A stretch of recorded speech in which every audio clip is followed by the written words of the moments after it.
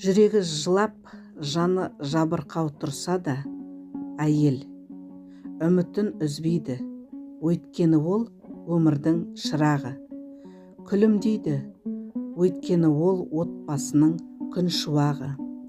Сабыр сақтайды, өйткені ол шаңырақтың тірегі.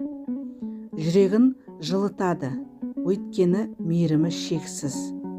Күшін жинайды, өйткені ол баршаға сеніммен демеу.